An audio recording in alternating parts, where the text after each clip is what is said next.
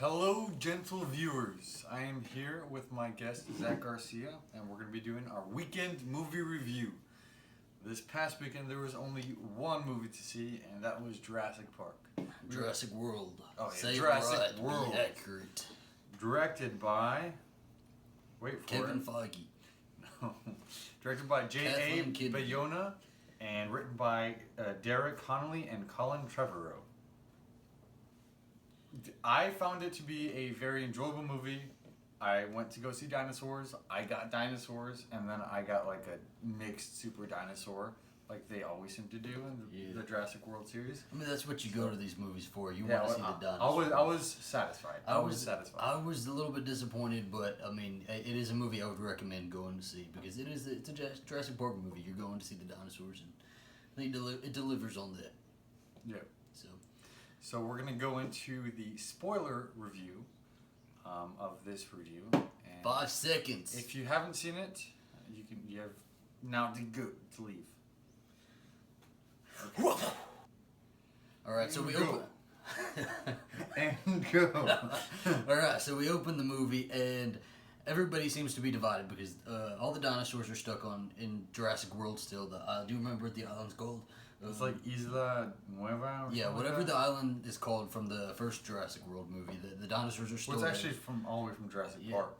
Yeah, I don't know. It's the same the island dinosaurs all are the way still through. there, and the volcano that is on the island is pending. There's a pending eruption. It is going to erupt very, very soon. So everybody's pretty divided whether we should save the dinosaurs or whether we should let nature take its course and wipe out the dinosaurs once again. Bryce Dallas Howard is completely against letting the dinosaurs be wiped out. She wants to save the dinosaurs, Claire. so she enlists Chris Pratt.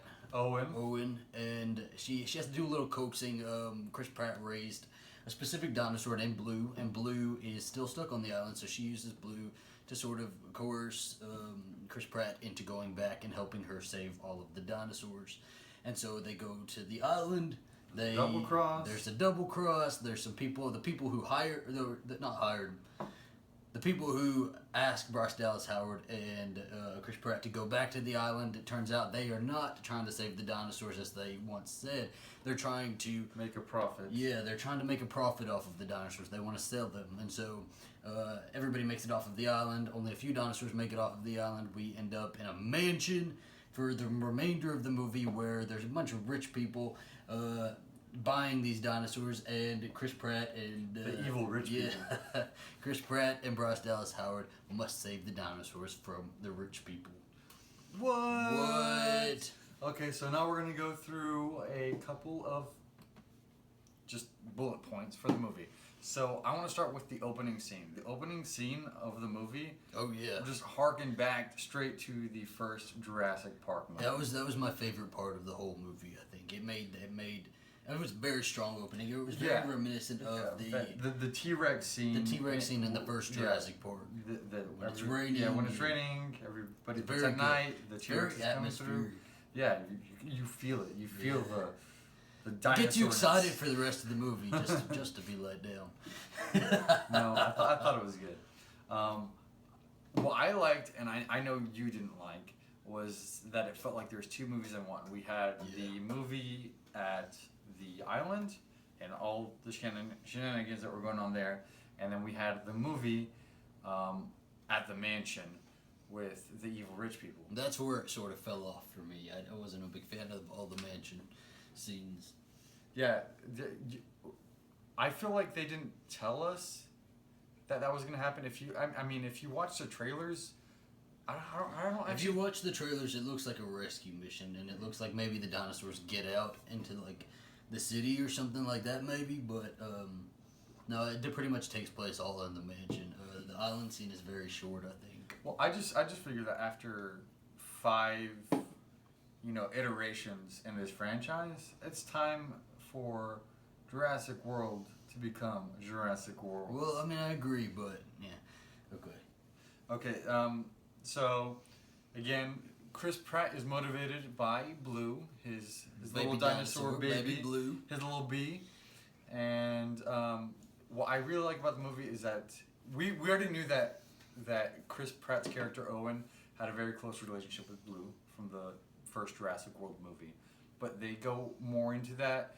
They have some flashback footage that they do through like just videos that a little girl is playing. Yeah, she's watching these little videos, and it's just about him developing a relationship with Blue, whereas he couldn't do that with any other raptor, you know?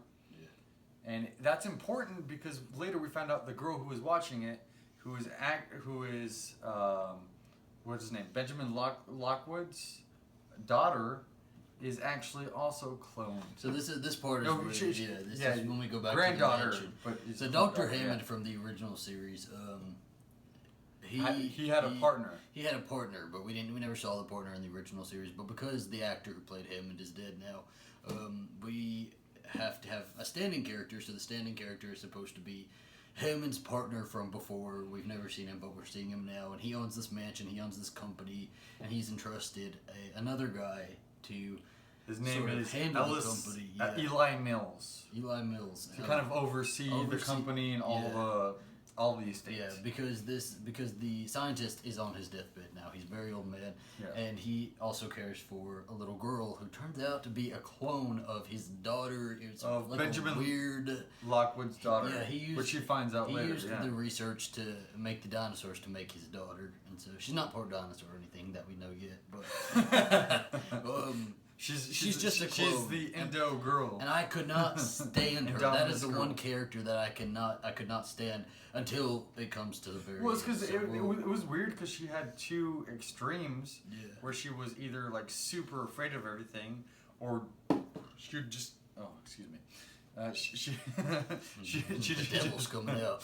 She'd just go out and step on a ledge. You know, and not break a sweat. So it's a weird character. I wouldn't want to see the character. It didn't connect with me. That actually, we're gonna get to that a bit later. What I want to talk about right now is the fact that Eli Mills, the guy that Benjamin Lockwood hired to look over his estate and his business, is not a businessman. His choice of kidnapping the dinosaurs and auctioning them off just doesn't make sense. Sure, you're going to get a couple $100 million right now, but really the value of the company is the genetic DNA. And I feel like you're just giving that away. I just wanted to point that out. That was what he was focused on. That just really bothered me. But anyways, what they do is that the Indominus Rex from the first Jurassic World, they combined a little bit more raptor DNA to try to make them more like Blue, more compatible to direction. Command and direction. Yeah. And so they call it the Indoraptor. Yeah, it's like a hybrid raptor that's supposed to be like a super dinosaur.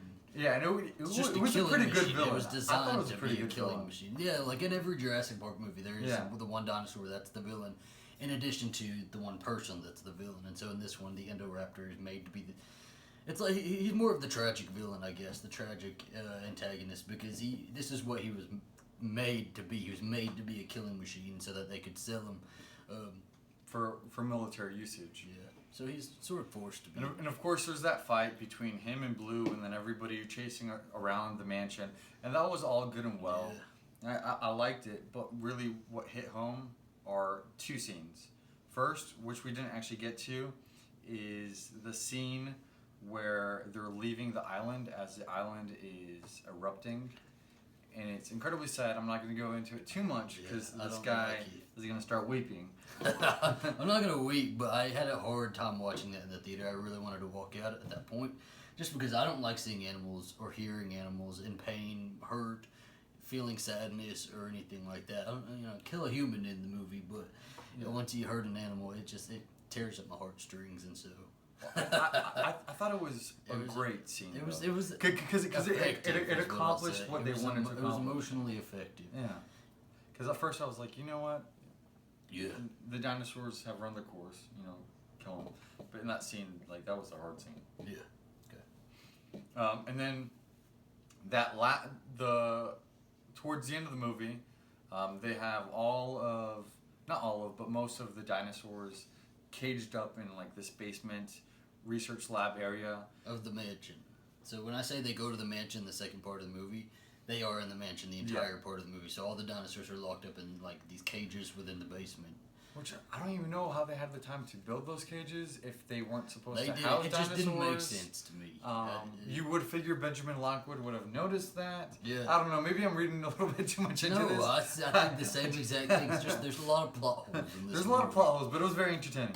But anyways, something messed up down there, and basically all of the dinosaurs are getting gassed. yeah. It's a big gas chamber. There's an explosion. There's an explosion somewhere else in the mansion, and this toxic gas is now going through like the air vents, and it's all emptying out into the basement where the dinosaurs are being held. And so it's very, very reminiscent of the Holocaust. I mean, I don't want to compare the Holocaust with Jurassic some World. CGI dinosaurs being hurt, but that's what it reminded me of, because all the dinosaurs are huddled up together. They're all trying to get out. They're panicking, and then there's this gas pouring down on them, and it's very like the emotion is very there. Your computer is dying over and over. Okay, It is dead. I mean, it is a very emotional scene, and you can see the struggle between Claire and Owen on whether they should let the dinosaurs out or whether they shouldn't, because they're both dinosaur lovers. They're like, they want. You can tell they want to let the dinosaurs out, but they also know that they're not on the island anymore. It's more of a struggle within Claire, though, because yeah. I think Owen's pretty set on let the dinosaurs die. I know, but it's still sad. I mean, it's sad for him, but he was. You can see it's sad. There was more inner turmoil. There's more inner turmoil within Claire, and there's a button that'll open the doors, and if they open the doors, the dinosaurs get out into society. And so eventually she decides not to push the button. However, that annoying little ass girl The only reason that girl was in the movie. That's pretty to much push what the it button. said. She comes up and she pushes the button and she says, "They're like me.